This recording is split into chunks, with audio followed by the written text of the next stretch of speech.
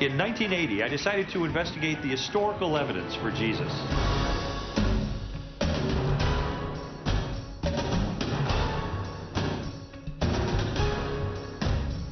After 21 months of research, I came to the conclusion that Jesus is the unique Son of God and that Christianity is true.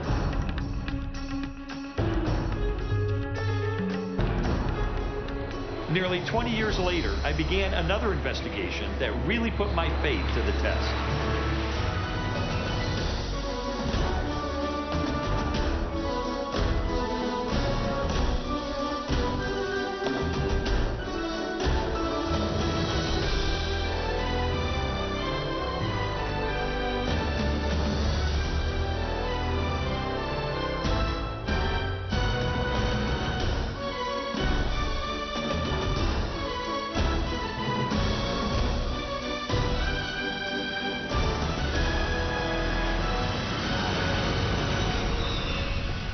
After I became a Christian in 1981, I realized pretty quickly that even though this was the most important decision I'd ever made, it was only the first step in a long spiritual journey. I mean, I was excited about my new faith, and I had this picture of it just growing progressively stronger and stronger. But I discovered that the Christian life isn't always a smooth road. In fact, at times it can be more like a minefield, loaded with many of the same objections and doubts that I had when I was a skeptic. And these doubts are inevitable. I mean, to some degree, we're all going to have them. The question is, how will they affect us when they hit? Are we drawn closer to God through the experience, or are we pushed away by uncertainty and confusion? Many years ago, I came across the story of a prominent Christian leader whose confrontation with doubt dramatically changed his life. His name was Charles Templeton. On March 18, 1946, Charles Templeton, a pastor from Toronto, Canada, and his close friend, William Franklin Billy Graham, boarded a plane for London, England, and a historic series of Christian meetings. Decades later, Templeton reflected on their friendship and ministry together. Billy and I met in the spring of 1945. It was backstage at a Youth for Christ rally in Chicago. The stadium was packed, and as Billy was being introduced to preach, he leaned over to me and he said, "Pray for me, Chuck, I'm scared to death." Well, that started a friendship that has lasted for over 50 years. Templeton and Graham were soon preaching at Youth for Christ rallies throughout North America. Both shared a passion for the same message, personal salvation through Jesus Christ. In the 1940s, Youth for Christ was a North American phenomenon. The atmosphere was informal and upbeat, and thousands of young people flocked to the meetings. The movement soon attracted worldwide attention, so a team was selected to take our message to Europe. For 5 weeks, Templeton and Graham traveled throughout the United Kingdom, France, and Scandinavia. They shared the pulpit, preaching on alternate nights to large, enthusiastic crowds. When they returned home, many believed that Templeton would go on to become the most successful evangelist of his generation. Yet, despite the effectiveness of his ministry, he found himself facing what he described as a growing dilemma. In the months following our return from Europe, I began to fight a losing battle with my faith. I'd been so busy that there was little time to take stock of my life. But in those occasional quiet moments, the doubt started to surface. You see, I had converted to Christianity as a teenager, and I lacked the theological training necessary to support my beliefs when those inevitable questions hit me. I wanted very much to believe. I had an intense longing for relationship with God. But slowly, against my will, my mind and reason began to challenge and sometimes refute the things which were most important to me, the central beliefs of the Christian faith. Templeton's doubts attacked the core of his deepest convictions, gradually eroding his belief in the validity of the Bible, the deity of Jesus, and the existence of a loving God. My faith was disintegrating. I didn't have the theological training to deal with the questions that were troubling me. So, in a desperate attempt to find the answers, I decided to return to school. In the fall of 1948, Templeton enrolled at Princeton Theological Seminary. After 3 years of study, he accepted a position with the National Council of Churches. In the next few years, I moved across the United States and Canada, conducting 15-day preaching missions. Everywhere we went, we set record attendance. My days were filled with excitement, but I dreaded the nights. For at night, that was the time when the fears would set in. I would oftentimes break out into sweats, and my heart was pounding. I thought it was going to shake the bed.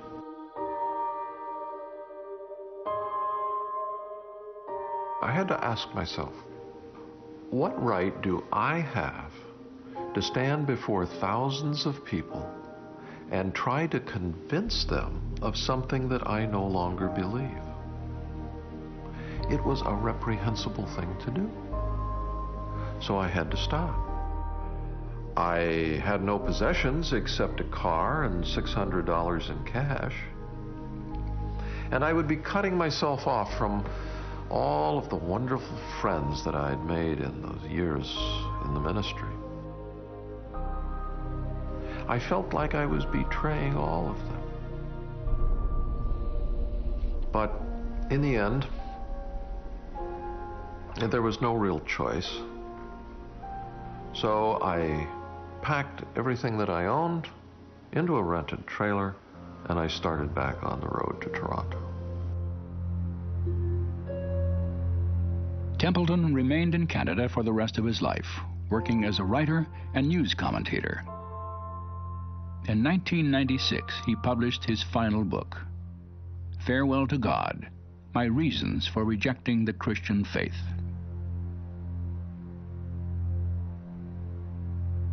What happened to Charles Templeton?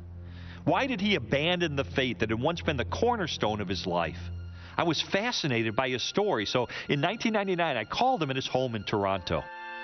I remember that he answered the phone with his very rich, deliberate voice. I told him that I was a writer and I wanted to interview him about the reasons he had for rejecting God. And he said, well, I'm not doing very well physically, but yes, if you'd like to come up to Canada, I'd be glad to talk with you. So I was on my way the very next morning. When I met him at his apartment, he looked weak and frail.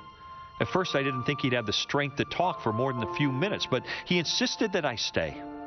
He was very cordial, very kind, and I liked him immediately. I could sense that his mind was sharp, and he really wanted to tell me his story. He reminisced for a while about his years in the ministry and his friendship with Billy Graham. It was obvious to me that their relationship was still very important to him. And then, after a few minutes, he turned the conversation to his reasons for rejecting Christianity. He described several common objections, and he had a long list. But a couple of things really stood out. He looked me right in the eye and asked two rhetorical questions. In a world with thousands of religions and gods, why is Jesus the only way to salvation? Are we actually supposed to believe that only the Christians have it right? And then, with even more intensity, he asked, how could a loving God, the God of the Bible, create a world filled with evil and suffering? He wasn't looking for a response. He just wanted me to understand these issues that had troubled him for almost 50 years. We talked for another hour, and then I said goodbye. As I drove back to Chicago, I thought about his story all the way home. He was on his way to becoming one of the greatest evangelists of the 20th century, but his faith was destroyed by doubts that I'd struggle with myself. I wish I could have given him some satisfying answers. I really wanted to help him. And I also wanted to know that my own faith could stand up to the tough questions that had ruined his. You know, I think that's the moment I decided to launch another investigation. During the next 6 months, I traveled thousands of miles to interview scholars and theologians and ministry leaders who had confronted two of Templeton's major objections to Christianity. Why is Jesus the only way to God? And how can a loving God allow evil and suffering? When I left for my first interview, I remember feeling a little bit apprehensive. These were questions almost everyone faces at some point in life. And the answers aren't only difficult and controversial, they're also crucial to our perception of God.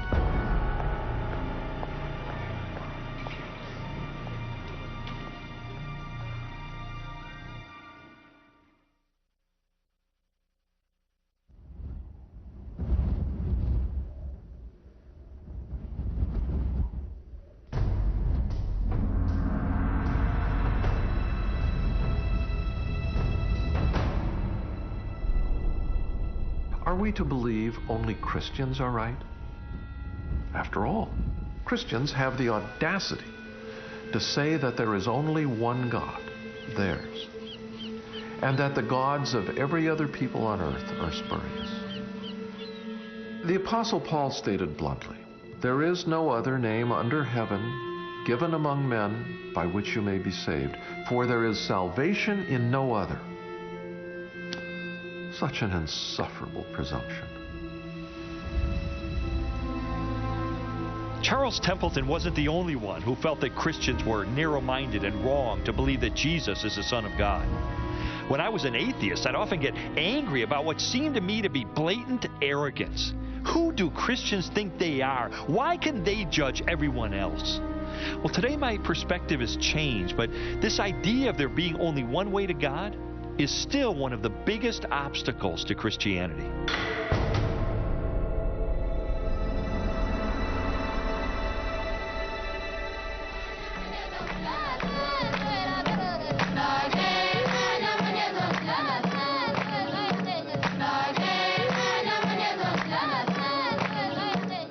More than 2 billion people, about 1/3 of the world's total population, identify themselves as followers of Jesus Christ.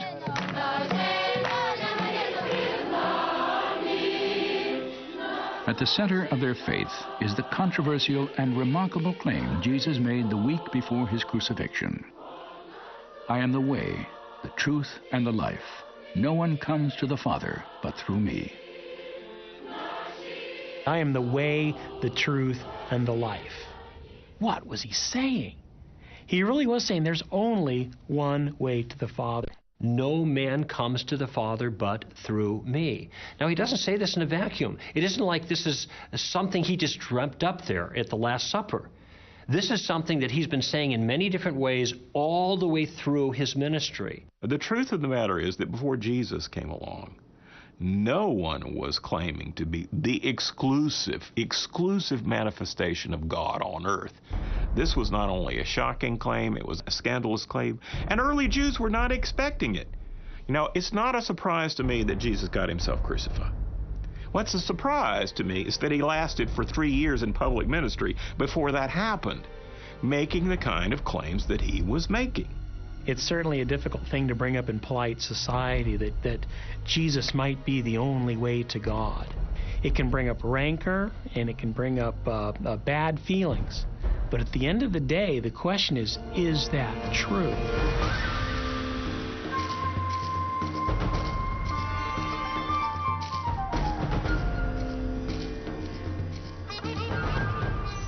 Today, Jesus' claim to be the exclusive path to God is often challenged by the assumption that all religions teach basically the same thing. And as a result, there are actually many ways to salvation. The world religions do agree about some of their surface teachings, but when you get to the core of those religions, they are radically contradictory. Buddha was an agnostic about whether there was a God. In fact, a major strain of Buddhism does not believe that anything exists, much less God. Hinduism says that there are 330 million gods.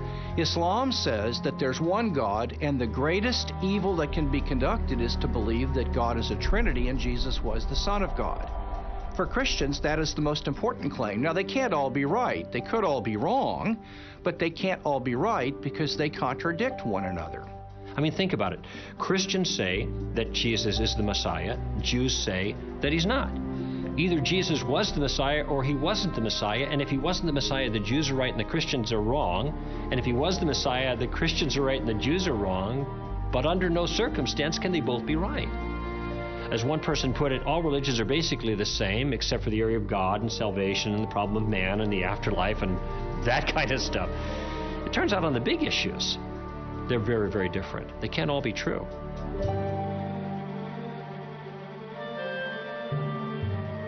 While the theological differences between the world's major religions are glaring, individual believers, be they Muslim, Christian, Hindu, Buddhist, or Jew, share a universal need. They have each experienced what the philosopher Pascal called a God-shaped vacuum in the heart, which cannot be filled by any created thing.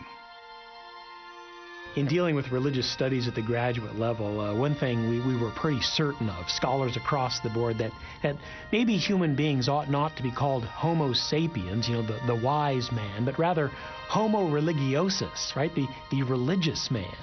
Well, why is that? Because no matter where you go, there is this religious upwelling. Human beings have a sense, deep down and across the board, that they are in some way not right with the universe. What they're really sensing is they're not right with God. They sense their guilt, alienation, separation from God. We hunger for a purpose and a meaning in life that goes beyond us. We need empowerment to live the kind of life we know we should, but we can't on our own. Jesus' identification of these problems and his solution to them is more profound than any other religion. This is why Christianity makes so much sense, because it offers a solution to the genuine problem. And it doesn't sugarcoat it, it doesn't candy coat it, it doesn't look past the real problem. It identifies it for what it is.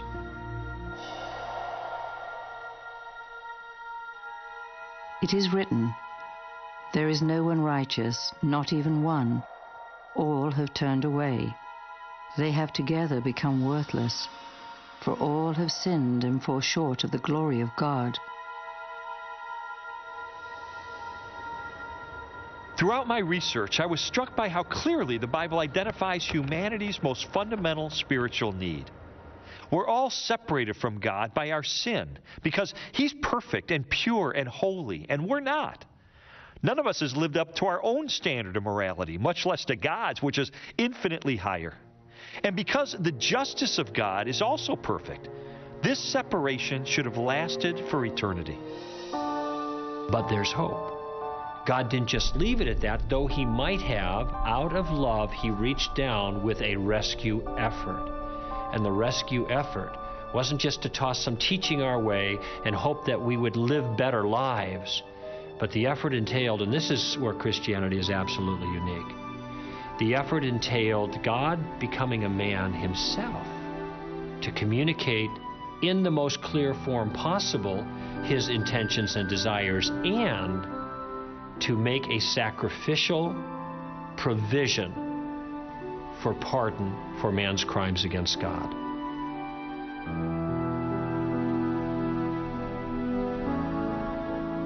Jesus is the one mediator between God and human beings that can be man standing in the presence of God and can be God standing in the presence of human beings. He's the only God-man.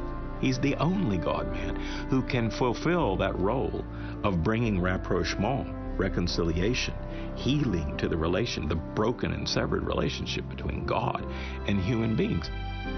What Jesus did then was to take the penalty for the crimes of men upon Himself so that human beings could be freed. He took the rap for their crimes against God. Not only does God come down to reach out to man, but He gives him a free pardon of his crimes. The solution to the problem is not in making man better. Okay, let's make up for past deeds gone bad. Now, that isn't going to work. The solution is grace. You were dead in your trespasses and sins, but God, who is rich in mercy, made us alive with Christ. For it is by grace you have been saved through faith, And this, not from yourselves. It is the gift of God, not by works, so that no one can boast.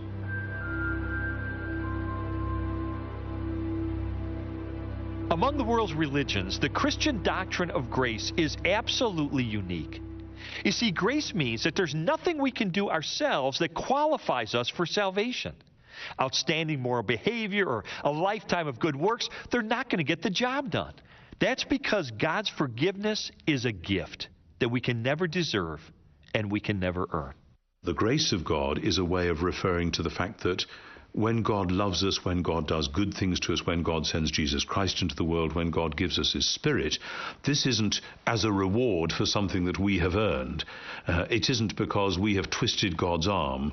It is simply because God loves us, and He loves us lavishly, and He wants to make that lavish love a present reality in our lives.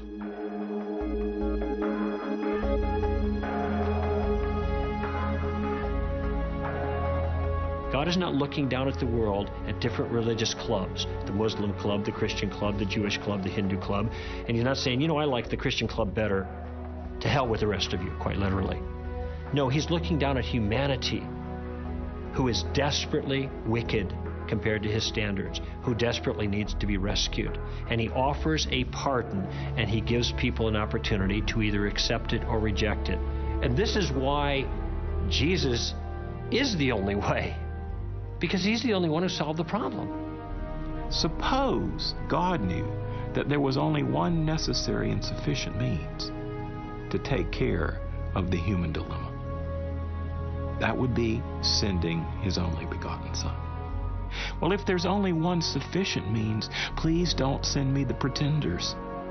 And if there's only one necessary means, we don't need any other ones. Why would God want to send 1,500 avatars or savior figures, none of which can completely do the job? What's the point of that when He can send His Son and it's accomplished in one person at one time through one set of events once for all? And that's the essence of why Jesus is the only way. He's the only sufficient and necessary means by which we may be saved.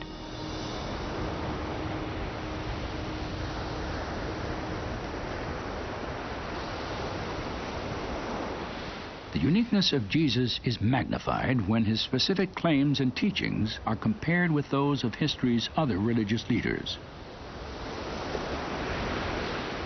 There is no other great religious leader who ever claimed to be the direct way to God in the way Jesus claimed it. The Buddha certainly didn't. Most Hindu gurus and leaders don't do that kind of thing. Muhammad certainly didn't do that. He would have thought that to be blasphemy. You could take Buddha out of Buddhism and you still have the teachings of the Buddha. Or you could take the Prophet out of Islam and you still have the Quran and the teachings there and the supremacy of Allah. But if you take Jesus out of Christianity, you don't have Christianity anymore, because Christianity is not based on the teachings of Jesus. It was rather the person of Jesus that is critical. If you boil Him down to a bunch of thou shalt and thou shalt not, you've trivialized Jesus. You've trivialized the essence of His claim, because His claims are not just, you need to behave better. His claims are that God is breaking into human history through Himself and coming to change us. The gospel, the good news, is that the kingdom of God, the divine saving activity of God, is at hand in the person of Jesus, and you'd better pay attention, because if you don't, all of the ethical teaching of Jesus is not going to do you a whit of good. You have to respond to the good news about Jesus who's come into this world. In his classic book, Mere Christianity, C.S. Lewis explored the identity of Jesus and the popular opinion that while he was a great moral teacher, we cannot accept his claim to be God. A man who was merely a man and said the sort of things Jesus said would not be a great moral teacher. He would either be a lunatic or else he would be the devil of hell. Either this man was and is the Son of God, or else a madman, or something worse. You can shut him up for a fool, you can kill him as a demon, or you can fall at his feet and call him Lord and God.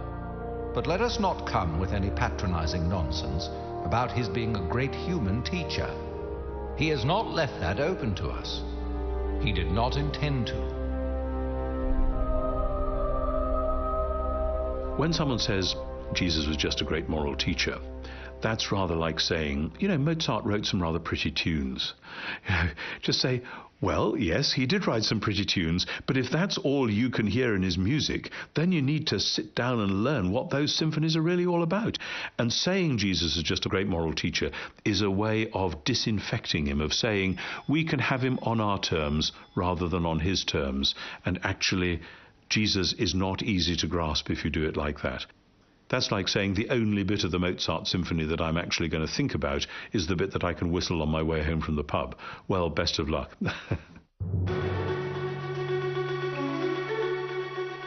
Strobel's investigation also drew him back to the historical evidence he had first examined as an atheist. Ancient documents and biographies that confirm the events of Jesus' life and the claims he made to deity. The 4 New Testament Gospels leave no doubt that Jesus believed he was the only way to God. So the issue is, can we believe Jesus? This is where his credentials become so important. And there's a wealth of historical evidence that I've studied for almost 30 years. We've got older documentation and earlier eyewitness accounts of Jesus' life than we have for any other religious leader of antiquity. In addition, we have hundreds of years of scholarship that upholds the validity of the Gospels. Unlike anyone else in history, Jesus fulfilled dozens of prophecies, including the location of his birth, key events of his ministry, and the details of his execution. And each of these prophecies was first written in the Hebrew Scriptures centuries before he was born. Jesus also performed miracles, often in front of his enemies and skeptics, that demonstrated his supernatural power over nature, disease, and death. And if all that wasn't enough, he was resurrected from the dead in an historical event that was confirmed by more than 500 witnesses. You have to remember that the early followers of Jesus gave their lives, they went to martyrs' deaths, not because of sincere belief they held, and about which they could be sincerely wrong. No, they went to martyrs' deaths because something they actually saw with their own eyes and touched with their own hands. They saw Jesus risen from the dead after he was executed on the cross. If Christ has not been raised, then all our preaching is useless, and your faith is useless. And we apostles would all be lying about God. For we have said that God raised Christ from the grave.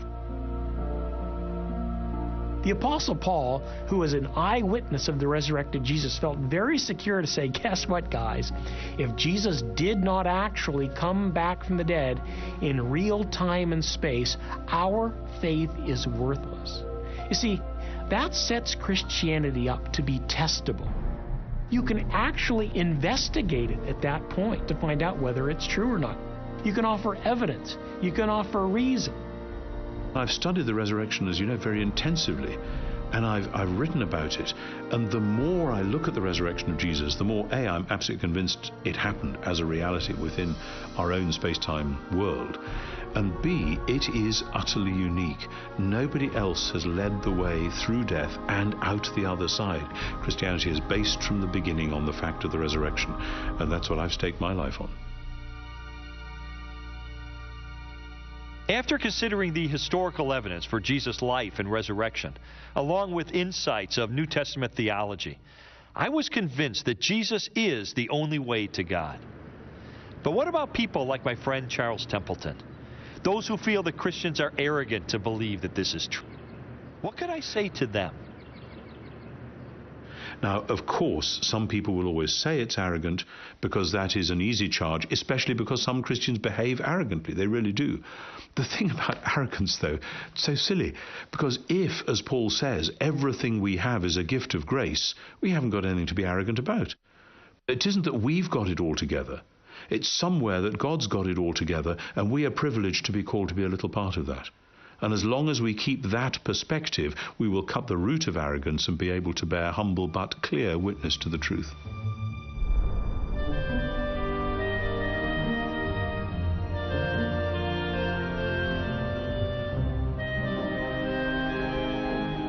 Christianity has been defined as one beggar telling another beggar where to find bread. And I think that's a wonderful illustration. We were sinners living in rebellion against God. And we found forgiveness and grace through Jesus Christ. And we just want to pass this truth on to the rest of the world. The way to any truth is often narrow and specific. And because of his sinless life and divine nature, Jesus is the only one qualified to pay the penalty for our sin. He alone can reconcile us to God. And that's why when Jesus said, "I'm the way, the truth, and the life. No one comes to the Father but through me," we can trust him with confidence and with humble and grateful hearts.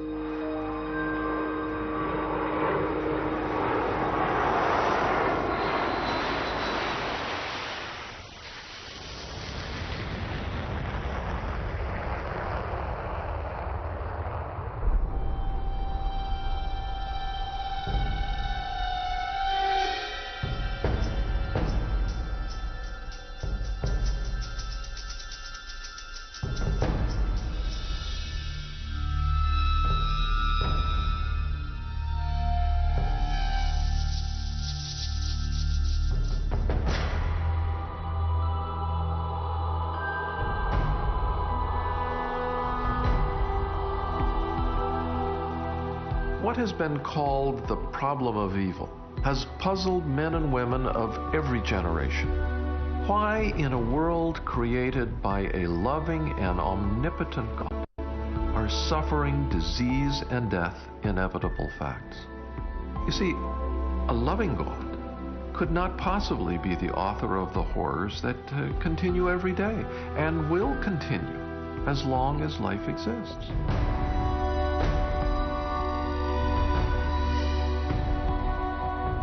It's an inconceivable tale of suffering and death. And because it's a fact, it is obvious there cannot be a loving God. Cannot be.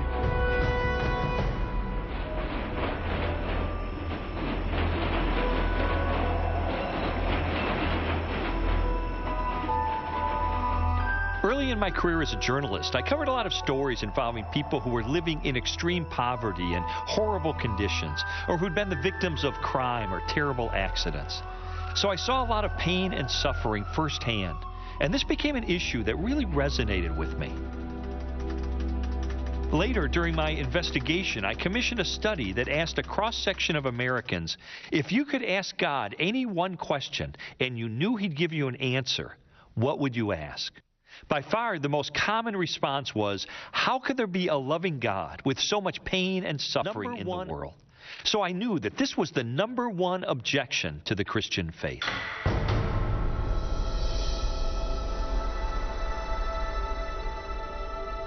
What a lot of people don't realize when the problem of evil comes up is that everyone has to deal with it. This isn't just a problem for me as a theist. Every human being walking the face of this earth is aware of evil in the world, and everybody has to, from their perspective, from their worldview, offer a solution to it. The real question is who has got the best answer in the context of their worldview. Which worldview has the best resources to help deal with this problem? And here I think the biblical worldview excels.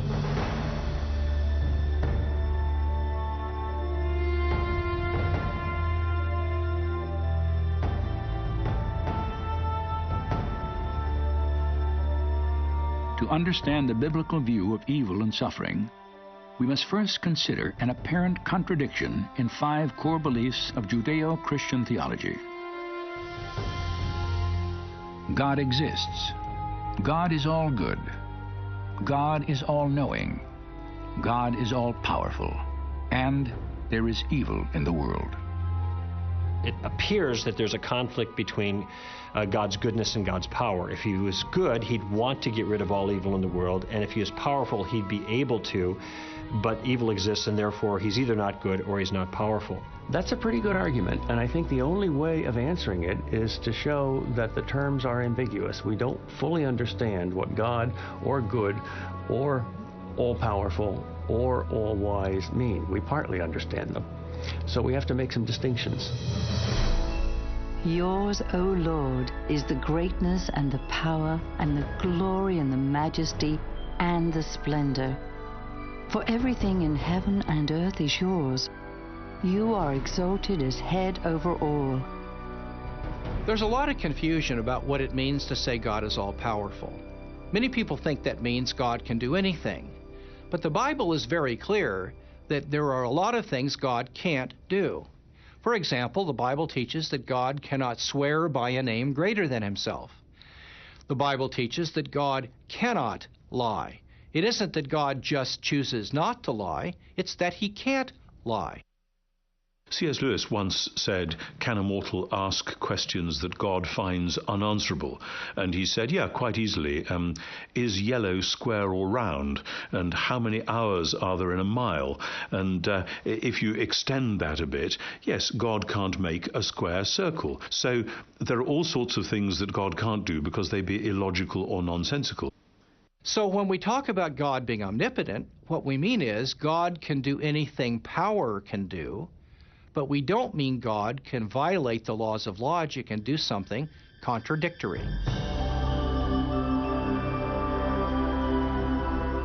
God's power and the existence of evil are prevailing themes in the opening chapters of Genesis. In the beginning, God created the heavens and the earth. And God saw all that he had made, and it was very good.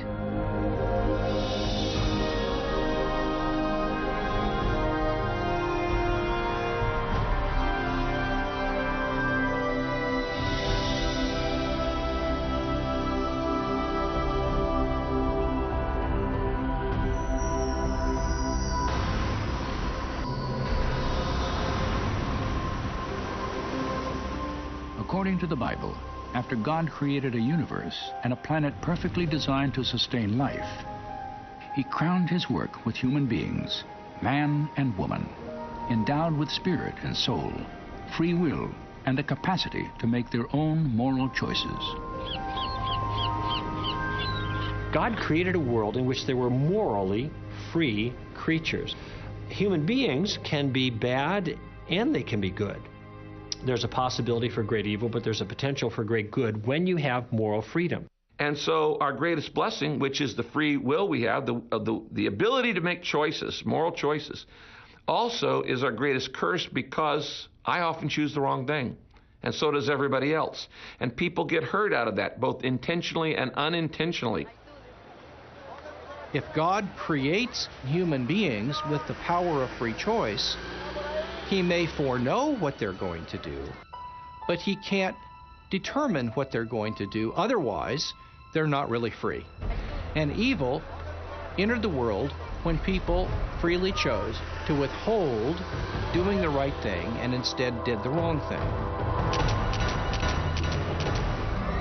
It appears an airplane crashed into the World Trade Center. The World Trade Center, tower number 1, is on fire. The whole outside of the building, there was just a huge explosion. The World Trade Center's collapsed. Building 2 has collapsed. The sheer magnitude of evil and suffering in the world can be overwhelming. And while searching for answers, some have argued that because God created humans with free will, then he's ultimately responsible for evil. It's even been suggested that God created evil. But from a biblical perspective, is that even possible? No, because evil is not a thing. Everything God creates is good. God created the world good, just as it was supposed to be. But human freedom then was used in such a way as to diminish goodness in the world, and that diminution, that lack, that missing goodness, that is what we call evil. So evil is a lack of goodness. It is goodness spoiled. You could have good without evil, but you can't have evil without good. And so evil was not a direct creation of God. It was the result of humans exercising their freedom. So if it was the free will of human beings that actually caused evil, then I think it's reasonable to ask, why didn't God just create a world where moral freedom didn't exist in the first place? That way, evil and suffering wouldn't exist either. God could have made a world without evil by just taking away our free will to do it. It would have been very easy for him to just simply say, well, I'm going to make you all marionettes and we'll pull the strings and everybody prays 5 or 6 times a day and everybody does right. But God wanted a race of tested individuals who choose to love him. And you cannot love someone unless you have the choice to not love him. The sort of love that humans can give to one another and to God is something which depends on them being able to do it from the bottom of their heart without being forced. As soon as it's forced, it's not love anymore. And so it was a good thing for God to create creatures with freedom, because that opened up the possibility that they could actually express genuine love not only to him but to one another in intimate relationship.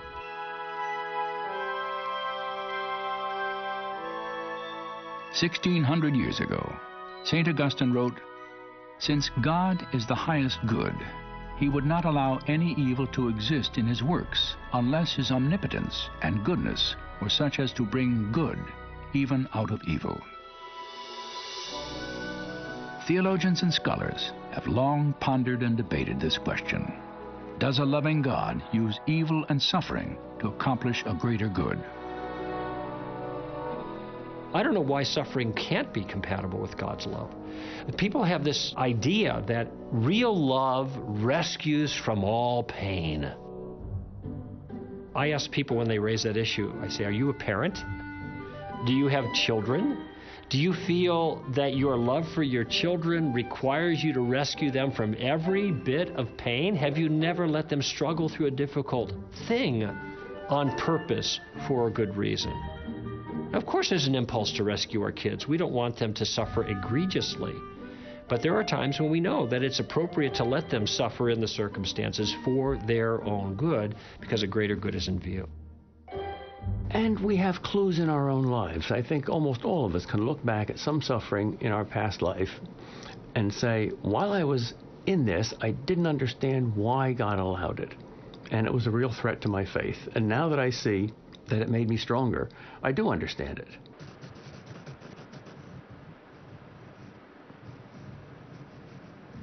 For more than 40 years, the lessons and struggle of growth through suffering have played out daily in the life of Johnny Erickson Tada. In 1967, Johnny, a 17-year-old high school senior, severed her spinal cord in a diving accident, paralyzing her body from the shoulders down. When I was first injured, I imagined myself as a kind of a human guinea pig lying there on my striker frame. I was doing nothing but eating and breathing and sleeping and really just existing. And I thought in here, you know, most people out beyond these hospital walls are going to college, getting married, having children, going to work.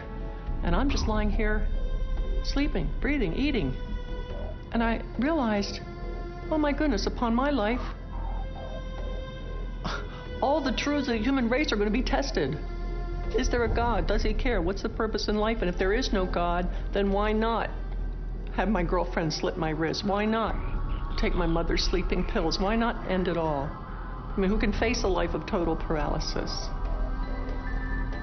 And somewhere in there, in my anger and frustration, I realized life's got to be more than just getting born and growing old and then dying. There's got to be a God who cares. We're too significant. There must be meaning in all of this. I don't think I would have asked those largely life questions were it not for my suffering.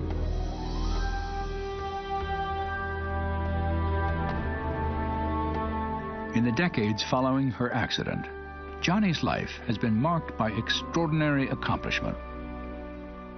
Through her artwork, music, books, conferences, and radio and television programs, she has inspired millions of people throughout the world. In 1979, she founded Johnny and Friends, an international ministry that has taken the love and hope of Jesus to the disabled and their families. Through it all, she has intimately known both the pain of suffering and the presence of God. There are a lot of people who think I'm a strong person, and I'm not. I am such a weak person. I wake up in the morning, and honestly, I think, oh Lord, I don't have the strength for this. I am so tired. I am so tired of this paralysis. But when I start to feel overwhelmed, I'll say, oh God, I have no strength for this day, but you do. I have no resources, but you do. May I please have your resources? May I please have your strength? I can do all things through you if you strengthen me. Please let me borrow your smile for the day. And honestly, before the morning has hardly begun, I've already got a perspective on the day. I've already got peace in my heart and a mission to accomplish. And it's because I've been pushed up against God. And God has shown me some deep things about His purpose and Himself that, for me, are so satisfying, so pleasurable. I wouldn't trade the wheelchair for anything.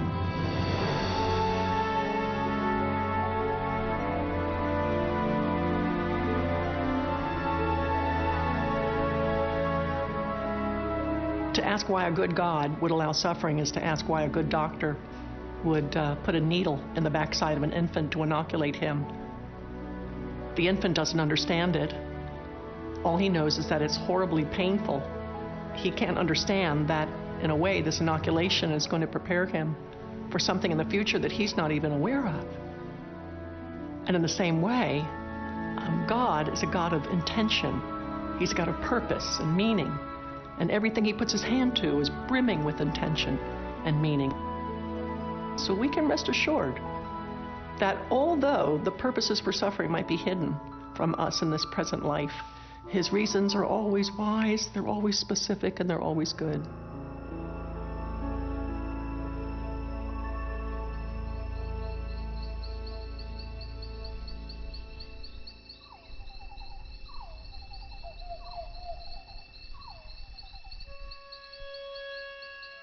Perhaps the supreme demonstration of God's use of suffering and evil for good was revealed in the death of Jesus.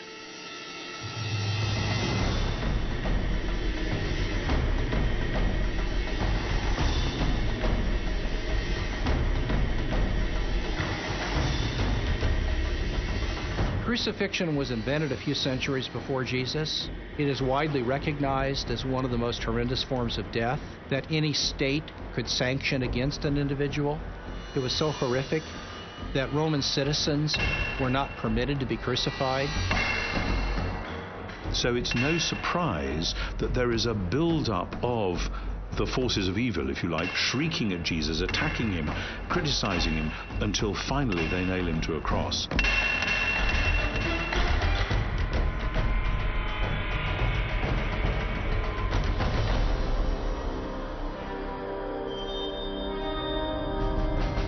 They came to a place called Golgotha, which means the place of the skull. There, 2 robbers were crucified with Him, one on His right and one on His left. Those who passed by hurled insults at Him, shaking their heads and saying, "Save yourself. Come down from the cross if you are the Son of God."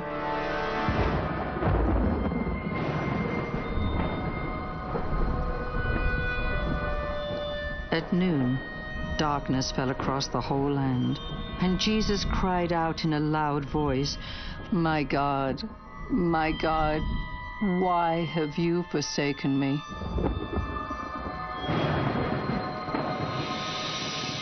And He suffered, the Bible tells us, great emotional and spiritual agony because He experienced separation with His Father, and He experienced the actual sin of the world in His own conscious life and what it was like to feel and experience that evil and hurt. It's the worst thing that ever happened. 3 hours of darkness. God himself dies. Inconceivable. Did God allow that? Sure.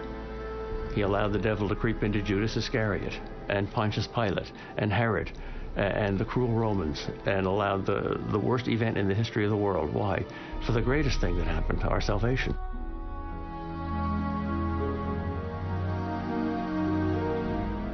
That injustice was redeemed by an all-wise, all-knowing, all-loving, all-powerful God. He could take those kinds of things and he can turn them in to the greatest goodness imaginable, the salvation that would be available only through him. And only when we see that in the light of the entire longer story do we say somehow this was how God, as it were, drew those forces of evil onto one place in order to defeat and deal with them there, in order to make a new creation, beginning with Jesus' resurrection. And that's why ultimately we have hope. So an unspeakable evil was transformed into an unspeakable good through God's wisdom. Jesus said, I am the resurrection and the life. He who believes in me will live even though he dies, and whoever lives and believes in me will never die. If it can happen on such a magnificent scale like that, if you can see in that one case how great evil can produce great good, if God lifts the curtain just a little bit so you can see behind the scenes there, it's at least possible to believe that that principle is at work everywhere. This is so spectacularly wonderful that it gives us the hope that evil will never be able to be the last word about us, that there will always be a way of finding something good, that while the evil was still evil, it can redeem it and keep it from triumphing over us.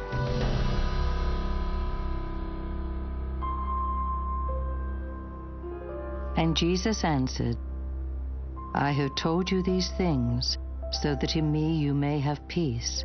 In this world you will have trouble, but take heart. I have overcome the world. That's a powerful statement. Jesus is acknowledging that because of the acts of humanity that open the door to evil in this world, we have pain, we have suffering. He doesn't try to cover it up. It's an inevitable part of life. And yet he tells us something else in that passage that's even more important. He says, I have overcome the world. You see, we have real hope. Hope that's based on the central doctrine of Christianity. God became a man and entered directly into the suffering of the world. When God became incarnate in Jesus, we are told that Jesus experienced the very same kind of heartache and suffering, without sin, I admit, but Jesus was finite, and he was subjected to thirst and hunger, to aggression, to hostility, to tragedy. And when Jesus stretched his hands out on the cross, he was saying, I love you this much. I love you so much it hurts. I love you so much I'd rather die than live without you. And those nails that went through the palms of Jesus went straight into the heart of God. There's a wonderful hymn which we sometimes sing, which has a line, and when human hearts are breaking under sorrow's iron rod, then they find that self-same aching deep within the heart of God. And that's a wonderful sense. God in Christ has been here. He has taken it. He knows what it's like. He is not unable to sympathize. He is on all fours with us. I mean, Jesus was the most God-forsaken man who ever lived, so that he might in turn tell us, I'll never leave you, I'll never forsake you. That tells me God feels, he empathizes, he cares about my pains. He felt the sting in his chest first, and that encourages me when I hurt.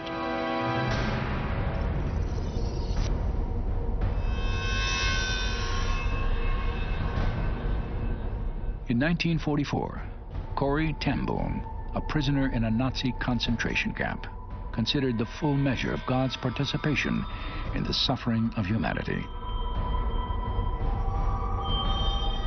While clinging to life in the shadow of ultimate evil, she concluded, "There is no pit so deep that the love of God is not deeper still." There's a famous passage in Elie Wiesel's book Night where he recalls being in a concentration camp and seeing a line of people being hanged, and a little boy is one of the people being hanged, and he's so light that he doesn't die immediately because his neck doesn't break, and he's dangling there half dead and half alive, and the crowd are being forced to watch this, and somebody suddenly says, "Where is God? Where is God?" And somebody else says, "There he is, he's hanging from that noose." That's the answer to the question that's often asked: where was God in Auschwitz? Where was God in Darfur? He was there. He was in the gas chambers. Yes, the incarnation means that he descends into the whole of the human condition. God is there at the heart of the mess and taking the worst onto himself. That's what we believe when we think about Jesus, and that's why ultimately we have hope. It makes me feel there's a certain kind of kinship, that God gets it, that God understands. He's been there. He doesn't just have the facts straight. That's omniscience. He has entered into the experience of it, and that's something entirely different. He knows exactly how I feel. There is no pain that I'm going through paralyzed. He was even paralyzed on the cross. That tells me he identifies, and that, for me, is enough.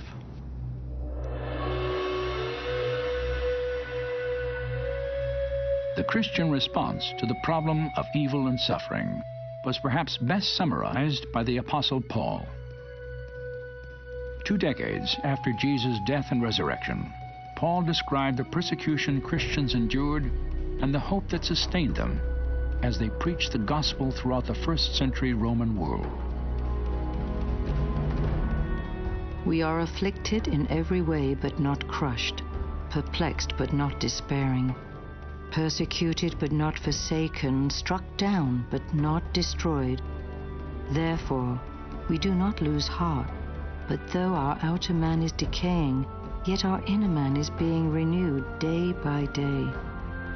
For momentary light affliction is producing for us an eternal weight of glory far beyond all comparison. He refers to these things as momentary light affliction. What, Paul, are you crazy? Momentary light affliction? Well, we understand when we read further, because he goes on to explain that these are momentary light afflictions in comparison to something else, because these afflictions, and he's very particular about his words, are producing for us an eternal weight of glory beyond all comparison. And you see, there's this subtle theme through the New Testament that helps us understand this problem of evil as followers of Christ, that God can cause all these things to work for good in our lives because we love him. We're called according to his purpose. And these have a transforming impact on us so that when we get to heaven, we are actually different people than we would have been if we had not gone through these things. These momentary light afflictions are producing for us the eternal weight of glory.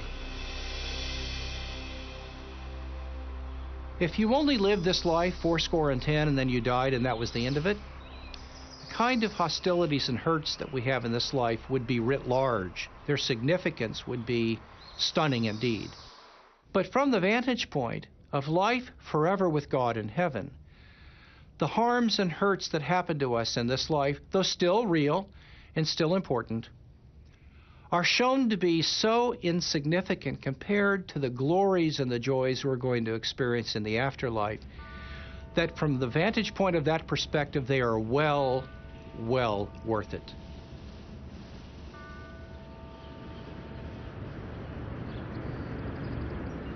In 1998, I was at a conference and met a young man named Mark Herringer. Mark was from Boston, and we became good friends. One night we were driving to the airport, and he told me about a tragedy that his family had suffered 5 years earlier. I'll never forget Mark's story because it demonstrated so powerfully the importance of what the hope of heaven can really mean.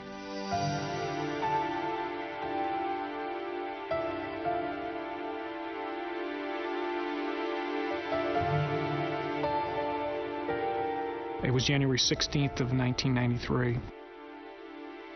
In Boston, it snows a lot, and so you're shoveling your driveway constantly. We had gone to the supermarket that morning, and while we were at the supermarket, it was actually snowing. So I got home kind of irritated and said, honey, why don't you park the car out in the street here? I'll just clean off the driveway.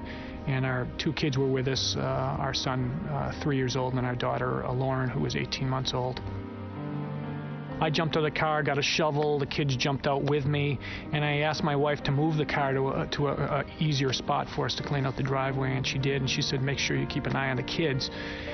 And my son immediately went with her into the car, and my daughter was with me for a few moments, but what I hadn't realized was that she actually wanted to be in the car also. And so as my daughter was running to the car, she was trapped under the front wheel of the car. There was a brief scream of pain, and I immediately ran out, and to any parent's horror, they see their 18-month-old daughter under the front wheel of a 2,000-pound car was overwhelming.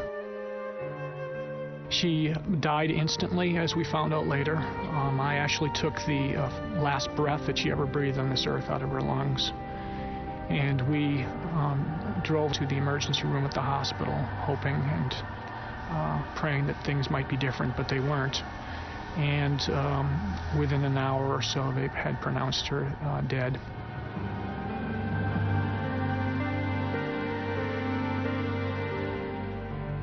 I was very angry at God. I didn't know why he would choose me. And my mind would race and think, what is this all about? Where am I going? What does this all mean? Do I take my life? Do I go through a divorce? We had a 97% failure rate within the first 2 years when there's a death of a child and the parental involvement. What would that mean? Would that bring some closure to that? What would be a life of anger and despair at God? Those options are not good ends. The struggle during our pain here was I had to make a decision. Am I going to accept or reject this situation that I'm in based on not knowing the end game, or not knowing all the answers? I was given a Bible, my very first Bible, on Christmas 3 weeks before the accident. And that Bible was to become the thing that kept me alive. There were drugs and various things that people gave us to try to calm us down during this difficult few weeks, but it was actually holding the Bible and reading it was the thing that actually comforted me the most. I actually slept with my Bible for about 9 months every night. What I was struggling for was the reality of Jesus, the reality of somebody who knew suffering, who was going to be there, who had experienced this himself.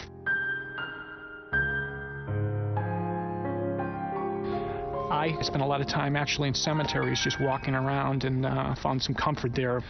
I could oftentimes connect more closely with pain there because I knew that everybody there had a story, and that people had come and grieved there.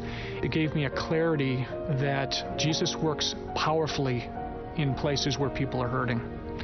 And so I found great comfort to just be quiet and listen to him there. And so sometimes I would just go around and read the stone markers and pray for the various families. And it actually turned from an internal thing where I was trying to get healing and hope to a place where I would actually intercede for others. And that was a shift that occurred where God began to do a work that my healing was going to be more complete in helping others.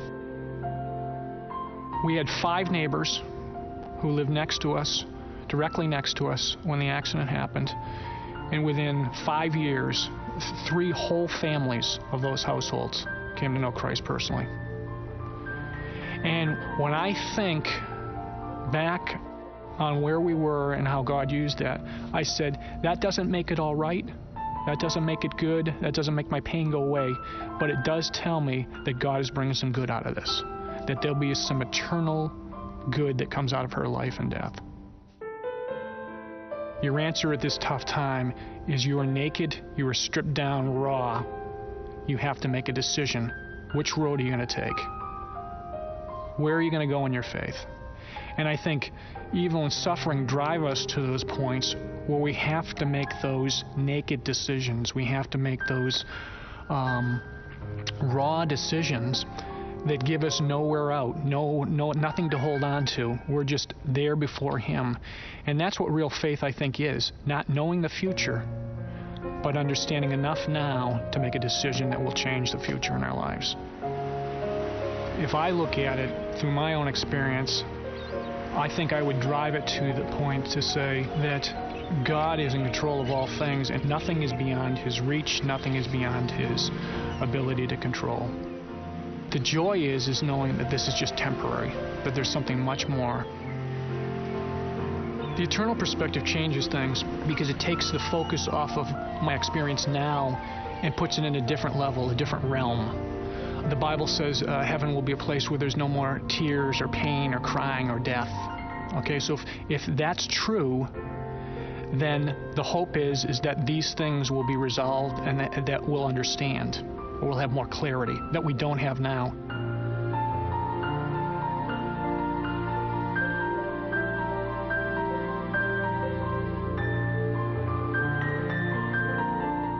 The greatest hope is that one day I'll walk with her in heaven.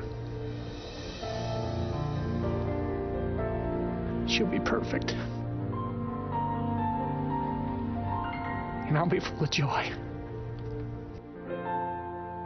And this life will have made a lot more sense. Because sometimes it doesn't. But I have that hope.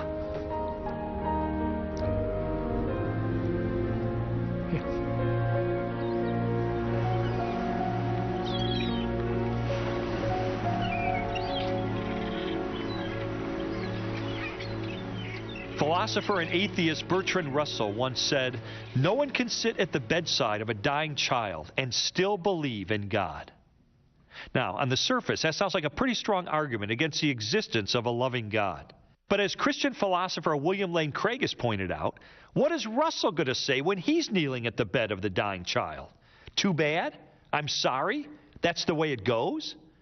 You see, as an atheist, Russell has nothing else to offer. Because if there is no God, then we're all trapped in a world filled with senseless and unredeemable suffering, with absolutely no hope of deliverance from evil. But for the Christian, God does exist. Evil and suffering can result in a greater good, and there is hope and meaning for the future, because life doesn't end in the grave. No eye has seen, no ear has heard, and no mind has conceived what God has prepared for those who love Him. The Lord is not slow in keeping His promise, as some understand slowness. He is patient with you, not wanting anyone to perish, but for everyone to come to repentance. Suffering is in this world because sin is in this world. And if God were to get rid of sin, He'd have to get rid of sinners. I think He's delaying closing the curtain on suffering, sin, Satan, until more people have time to hear about the good news of Jesus. And if my being in this wheelchair a little bit longer provides the time and opportunity for others to come into the kingdom, then my wheelchair's worth it. My affliction is just light and momentary. And I don't mind waiting. Now that offer of mercy will not be extended forever. There's going to come a time when He says enough, and then He's going to deal with it. And then true justice will be done perfectly. But this is not what we want, really. We don't want justice. We want mercy. And for now, mercy is what's being extended. And this is why you see the continuation of evil.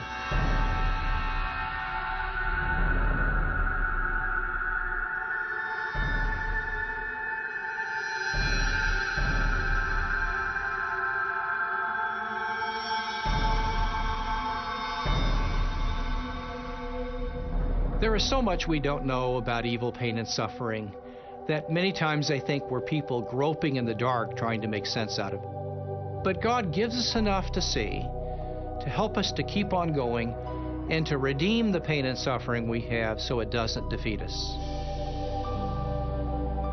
If all I was looking at for the evidence of God was just the problem of evil, sure, I'd say, gee, that's a no-brainer. There is no God. He would never allow these kinds of things. But when I see all the other evidence in other areas for the existence of God and for a good God and a loving God, a God that cares about his creation, who's involved in his creation, well, then that helps put this particular question a little bit more into perspective. But I'll be the first one to admit it's emotionally difficult. I think most Christians go through a sense of deep puzzlement, which can come sometimes once in somebody's life, sometimes 1,000 times in somebody's life, of I really thought God was going to enable such and such to happen, and it hasn't happened. And so, yes, we can have huge disappointments, but the God to whom we go back and on whose door we beat and we say, what on earth is going on here, is the God who says, remember what I have been through. Remember the story of my son. One of the worst things that was ever done in the world was done to the best man that ever walked on the earth. So again, when we put it into the light of Jesus and what happened to him, do bad things happen to good people? What's it all about? It's very strange, but somehow God holds that within his purpose and will bring good out of it and through it. Sometimes when we suffer, we're just hoping somebody will give us the formula, how to fix it. What's the step 1, 2, 3, 4, A, B, C, D? Show me what to do. I'll do it. And God blows all that to smithereens. He lobs a hand grenade into the middle of it all and explodes it. He won't let us approach suffering with our own agenda. We've got to come to him empty-handed. Blessed are the poor in spirit. I don't have the answers, God. And when we come to him like that, completely defenseless, and approaching him without a technical, fix-it, mechanistic approach to life, okay, I've got the formula, I know the answers, then we find God to be the answer. We can face anything if we know God is there in the midst of it all.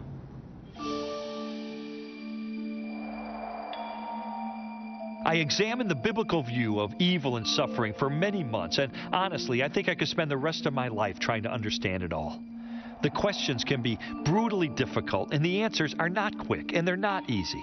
Is Christian theology a satisfying explanation for the suffering in the world? Yes, I believe it is. Does it always offer immediate and total comfort when we hurt?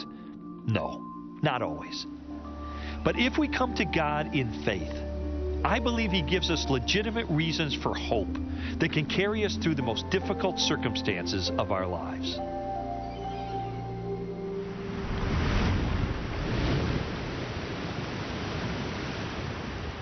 How could a loving God allow evil and suffering? And why would he offer only a single pathway to salvation?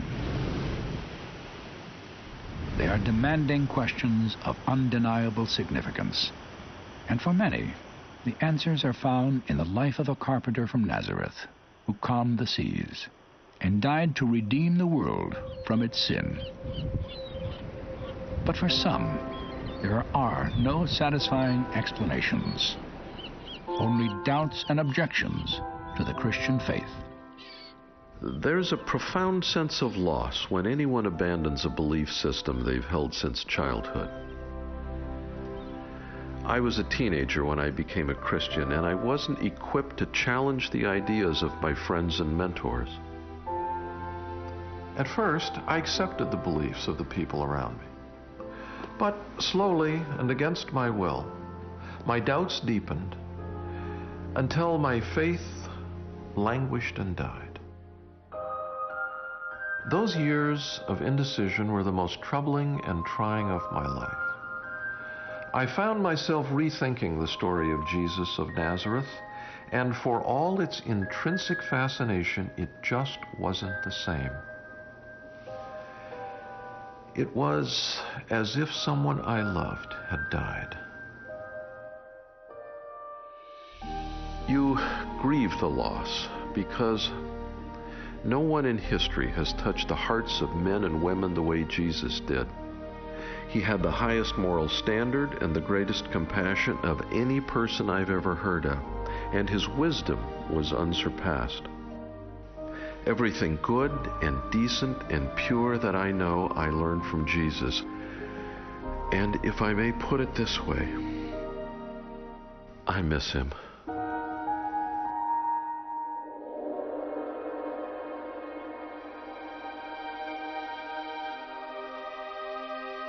On June 7th of 2001, Charles Templeton died in Toronto, Canada. For me, the news brought back strong memories of his life and his struggle with Christianity, especially his objections to the existence of evil and Jesus' claim to be God. A year before his passing, I completed the manuscript of my book, The Case for Faith. I sent him a copy and included a letter wishing him well and encouraging him to keep an open mind toward the evidence for Jesus. I knew his doubts were heartfelt and not easy to reconcile, but I believe God could give him satisfying answers and that ultimately Christianity could stand up to his toughest objections. Before I sealed the envelope, I added a postscript, a promise from Scripture that had helped me when I'd struggle with doubts of my own. I wrote, "Chuck, I hope you'll take to heart the words of Proverbs 2. If you scream for insight and call loudly for understanding, if you search it out as you would him to you, then the Lord will be awesome to you, and you will come into possession of the knowledge of God."